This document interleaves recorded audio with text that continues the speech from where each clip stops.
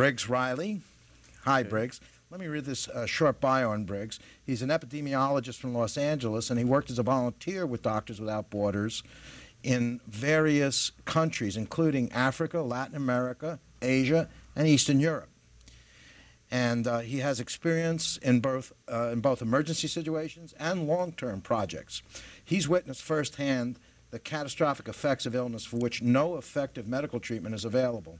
Among his experiences, Briggs surveyed outbreaks of malaria in war-torn Sri Lanka and coordinated an HIV, AIDS, and tuberculosis outreach program in the ravaged countries of Russia, Ukraine, Mongolia. He's also worked in refugee camps in Rwanda, and he's worked with the displaced populations in Honduras and people who suffered from the Hurricane Mitch disaster. So, Briggs, I have to ask you this, and I'm very pleased and honored to make your acquaintance. And I'm just really curious why a young man like yourself decided to get into this kind of work. It's immense. Well, I think to a certain degree, some of these projects are exactly why some people got into medicine in the first place. You really see the need where MSF is our acronym, Doctors Without Borders, works. There's usually a reason that people can't get any health care at all. So here we do have problems, as you mentioned. There's quite some issues with health care in the United States. But the places that we're working, there's usually no one to give any care at all. And no one to speak out on these populations that actually can't get any care. So we have a dual role. One is to administer direct medical care, and the other one is to speak out for groups of people or patients that can't speak out on their own behalf. Now, what does MSF stand for? The original French name. Since it was started by a group of French doctors, it's Médecins Sans Frontières, which is the French name. Oh, Medicine Without Border, Médecins Sans Frontières. Right. Very good. Right. And when did they start? 1971, it was a group of French doctors. How many people started it? Oh, it was a small group. Right now, it was about a dozen who were working in a war situation in Africa, and they could not get access to a population. Basically, this population was surrounded by an army and getting purposely starved to death. It was a civilian population, and they were so frustrated they formed their own organization because the organization they were working for couldn't get permission to go to. So in fact, now Doctors Without Borders has been known to go to areas of armed conflict where permission has been denied, but they've gone in anyway. Like in Africa, like Ivory Coast, any place like that where they... That example was taken from Nigeria. Most recently, they've gone into areas like Sudan without permission. Okay, so let's say it started with a dozen or half a dozen doctors. What's the scope of the organization now? It's grown very large. We're in over 80 countries now. We have about 2,000 international staff in these projects, and that's supplemented by about 10,000 to 15,000 national staff for these people from the countries that we're working in. So it shouldn't really be thought of as a French national organization. It's international in scope and participation. No, I agree. It shouldn't be thought of as French anymore. I think it's more international, and I think to take it even further, it's not necessarily an organization. They consider, let's say, Doctors Without Borders considers itself a movement. This is a whole way of addressing humanitarian problems and trying to do something about it. So it's more like the participants contribute more causatively than they would if they were in a top-down structure like Red Cross or something else. Well, I'll stay away from any comparison with Red Cross. I'll be careful, but you're exactly right. We consider ourselves really a grassroots organization. We don't have a fancy office in New York with a bunch of economists and policymakers. We get our legitimacy by having projects on the ground. For anyone that's here in a U.S. office working on publicity or fundraising, we'll have 4 or 5 doctors in the field working and delivering care directly. Okay, what are the source of the funds? You get government grants or what? Yes, but that is a minority of our funds. We basically get 85% of it from individuals who give $5 or $10 or large amounts, and that gives us a lot of independence. For example, we've been in Afghanistan since 1979, since the Soviet invasion, and never left. There's not a lot of media attention to Afghanistan. There's lately, of course, but in those intervening years, we've been able to stay to address the medical need because we have an independent donor base. I'd say we get, it's about 15% from institutional donors And even that is foundations and governments. So it really makes up a minority, and that gives us a lot of independence. No government or anyone else can tell us where to go because it's politically expedient. We can go where medical need is the greatest.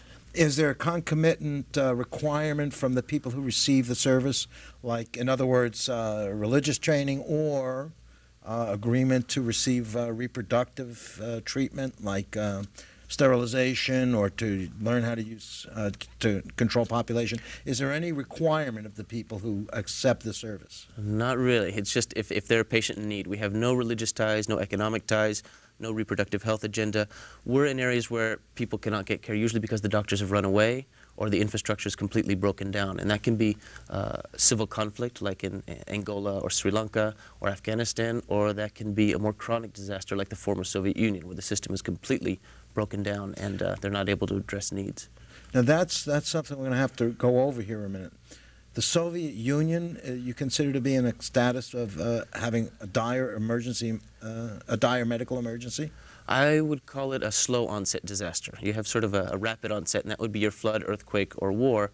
But slow onset, they are not able to treat a lot of patients for a lot of their illnesses. Because there was a flight of their medical technicians, or what caused that? I mean, we think of Russia as being, you know, behind the U.S., but not way behind. Right. They do have the infrastructure, and they do have highly trained doctors. They just don't have the money anymore. I mean, their tax base is gone. They have the same, I think, tax collection as a country like Morocco. So basically, they're not able to pay salaries, they're not able to get drugs, they're not able to get supplies.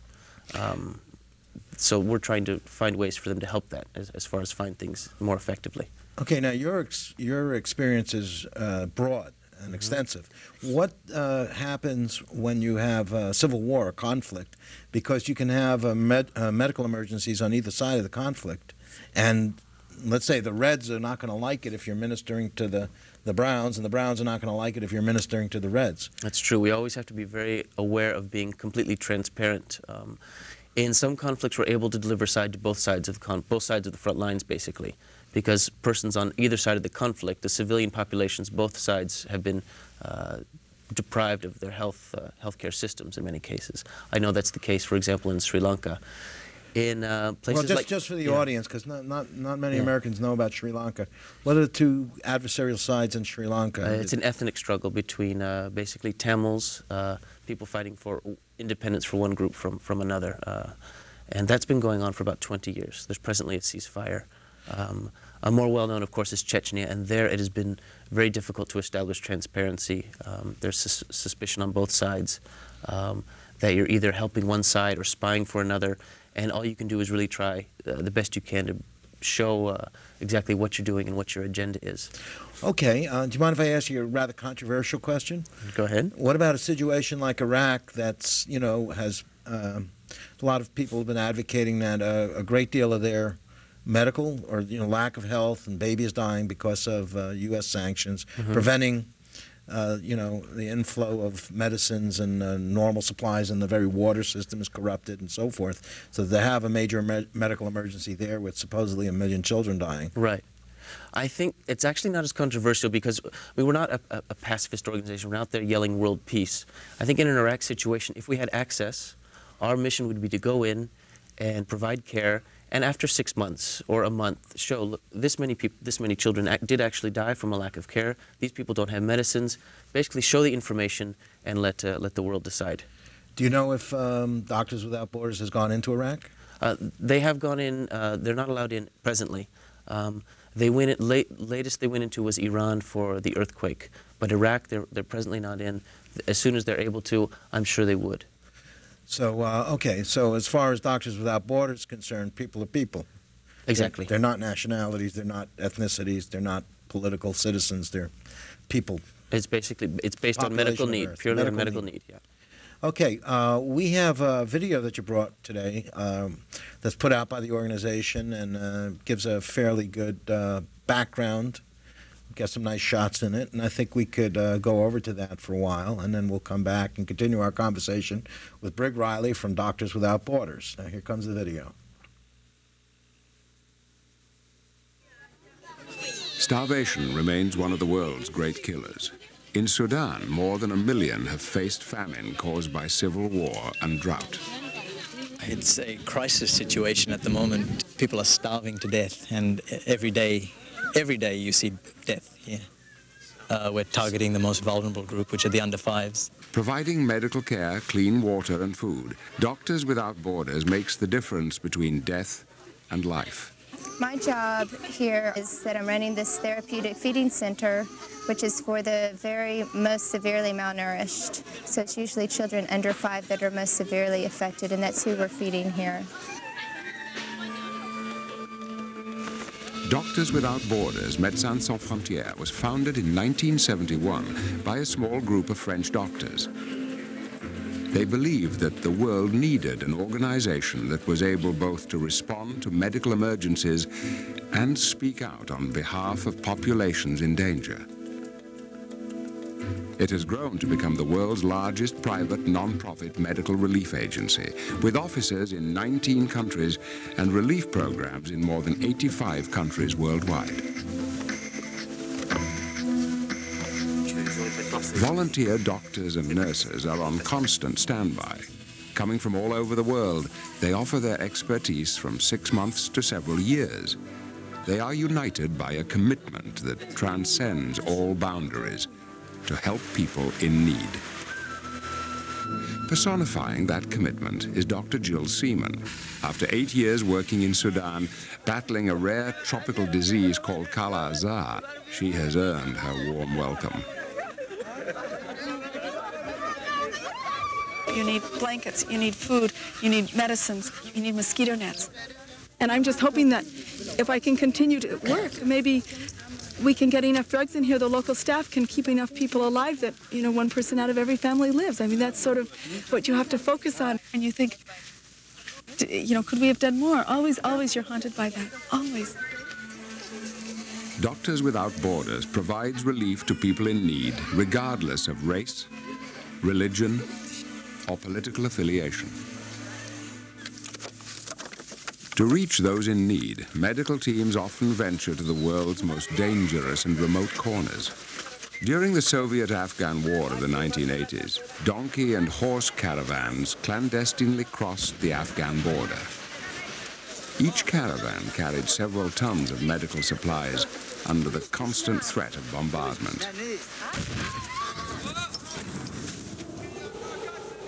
Volunteers journeyed for over a month through deserts and snowy mountains to treat civilians trapped by war in Afghanistan. Whether by donkey or armored vehicle, Doctors Without Borders meets the constant challenge of delivering emergency medical care in war zones. There seems to be fighting in Uplift. Where? There's a village down the road, a few miles. Windows closed.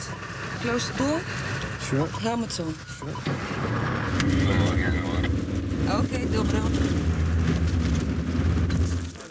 I'm a surgeon from Sarajevo. There, as you can see, now we have one wounded man.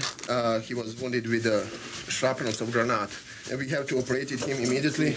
As you can see in all these operations, at the operation table, operation lamp, everything is a humanitarian aid. So without that help, we couldn't do anything. In an overcrowded Siberian prison, Doctors Without Borders finds itself in the midst of another battle against tuberculosis. Treating the inmates is more than curing a disease. It is preventing the spread of infection when they return home.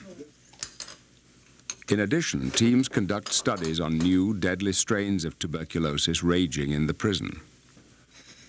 A few pennies can buy protection from other infectious diseases. Measles, for example. In this kind of precarious situation, a measles epidemic could be quite disastrous. So all the children between 6 months and 12 years are getting a measles vaccine. The infection rate is very high. They'll How many do you expect to vaccinate today? Today, over 1,000. Refugees in the aftermath of the 1994 genocide in Rwanda crowded into camps in neighboring Zaire. The camps became a breeding ground for cholera. While the organization could not prevent the massive epidemic, by the 3rd week, its relief operation gained the upper hand. One by one, weak survivors were rehydrated and cared for. Death rates plummeted until the epidemic was under control. Strong logistics is a hallmark of Doctors Without Borders. In a crisis situation, pre-packaged emergency kits pioneered by the organization are a key tool. Stocking and managing these supplies is part of the behind-the-scenes work of logisticians, those who get the right equipment to the right spot at the right time. Doctors Without Borders often collaborates with other organizations to create an unbroken logistical chain.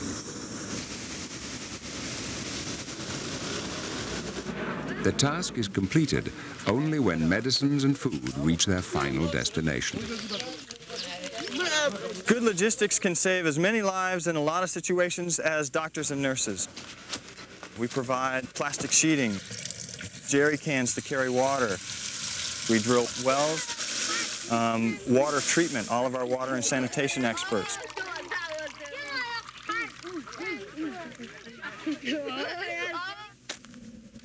Among the many challenges that Doctors Without Borders faces, complacency and indifference are two of the greatest. Fighting injustice remains at the heart of the organization. Demanding free access to all civilians in need, the organization also reserves the right to speak out against the violence, killings, and deportations its teams witness. A lot of what I feel that I'm doing is bearing witness, so that I can go home and really say what I've seen, say what's happening here. Doctors and nurses did so during the horrors of the 1994 Rwandan genocide. In the Balkans in 1999, when masses of Kosovars were deported. In Sierra Leone, where mutilations have been used to spread terror among civilians. While media interest in humanitarian crises is fleeting, relief work has to be long-term. Mental health programs address the psychological scars of war. Teams run long-term relief programs directed at forgotten populations, from the indigenous peoples of the Amazon and Southeast Asia to those living in urban shantytowns. At dispensaries and clinics inside the slums, doctors and nurses treat diarrhea, skin infections, and other illnesses linked to poor sanitation.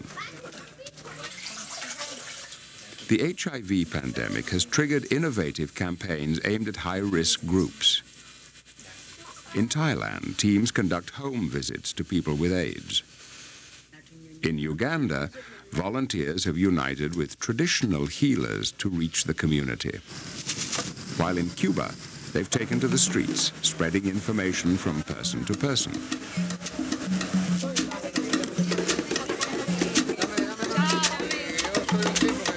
To ensure that relief efforts remain sustainable even after the organization's departure, volunteers train local medical professionals and recruit construction workers to rehabilitate clinics.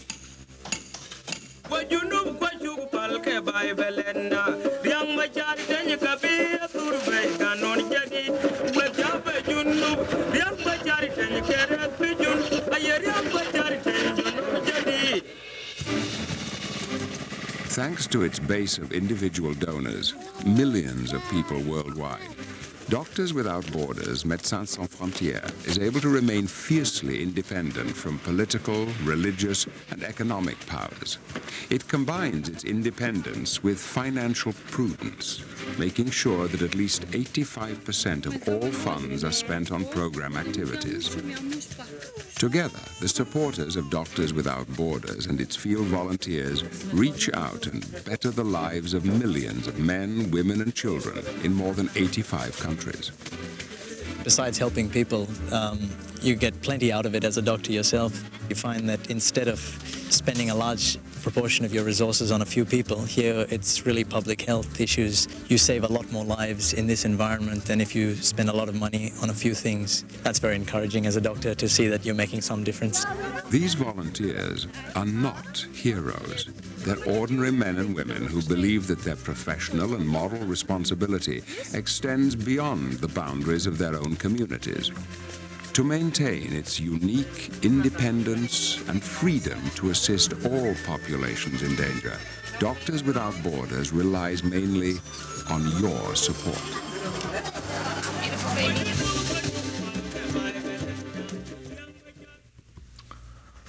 Well, welcome back. I want to remind you, you're watching Open Agenda. My name is Ken Aaron, and our guest today is Brigg Reilley from Doctors Without Borders, which was on the internet just by that name, .org, doctorswithoutborders.org, and it's a nonprofit worldwide organization. Brigg, I wanted to say, after watching that video, that it seems like this is a very courageous group of people, because you constantly have to go to the most unpleasant situations in the world, and that takes a lot of courage to continue to do that. I mean, if I ever saw anything that would lead to, quote, burnout, that's it. I mean, how does the people who participate in this maintain themselves and continue to go on? Are there successes? Are there wins that are encouraging? I think you see both the best and the worst sides of human nature in these projects. You'll see incredible examples of self-sacrifice and generosity, and just other examples where you really couldn't believe this goes on. I think the Sierra Leone portion, where you saw people being mutilated, their hands cut off rather than killed in a wartime situation, so that these would in turn be burdens on their family for the entire life, is an example, of course, of some of the darkest sides that you might see. So there is burnout. I think a lot of volunteers will do maybe one mission only, and that's not because they're traumatized, but often that's the only time they can only take a certain amount of time off from their professional career, if they're a doctor, let's say. So actually, it would be good if more and more people from the profession participated to share the burden. I think that not only are we providing a service, I think these projects also educate us, and I think the more people that we had that go through it, I think yeah, we get a lot out of it as well. Okay, there's a point I want to take up with you as we wind up this segment, but you've got to tell me some kind of a story of some encouragement, something really nice that happened, some calamity that was averted, or some people that were saved, or something that was very pleasant. Well, a lot of it's patient-to-patient basis. I think you'll have one day where everything just seemed to go wrong, and another day where some sort of person that wasn't supposed to make it actually pulls through. Sometimes you'll have a premature child that, looking at the textbooks, they have about a 5% chance of survival, and they come through with flying colors. And so you've got other cases where you can't even find what's wrong with this person, and then they slowly deteriorate. But I think you see the heroism based. If I take Sri Lanka as another example, I'm an outsider. At the end of my project, I've got a plane ticket home, and these people are living there. And I think there, where you see some forgiveness, you'll see, I've seen examples of one ethnic group, members of one group actually standing up for the other. And I think that takes, these are small examples of what needs to happen on a larger basis for things to be resolved. Okay, now we discussed previously that some of these problems are really a question of, and it was covered in the video, of getting the solution to the problem, getting the medicines to the people who need them, and that there's a basic problem in the world now because the market drives pharmaceutical companies to make Ritalin and Viagra and weight loss pills as opposed to drugs to counteract malaria. So, I mean, is Doctors Without Borders dealing with that kind of a situation with the world economy and the pharmaceuticals? That's exactly right. In a lot of different projects around the world, we kept getting the same reports back. Our treatments aren't working. What can we do? And as we peeled back the layers of the onion, we found out that these treatments are outdated. They've been developed 40, 50, 60 years ago, and no one's looking at new cures. So that's exactly the problem. There's no research and development in these global killers. It's going towards cosmetic or lifestyle type drugs. So you've taken that on as a mission. That's exactly right. To correct that. How did you label that? What is that called? It's called the Access to Essential Medicines, and you'll see a link for that actually on the website. And there are ways.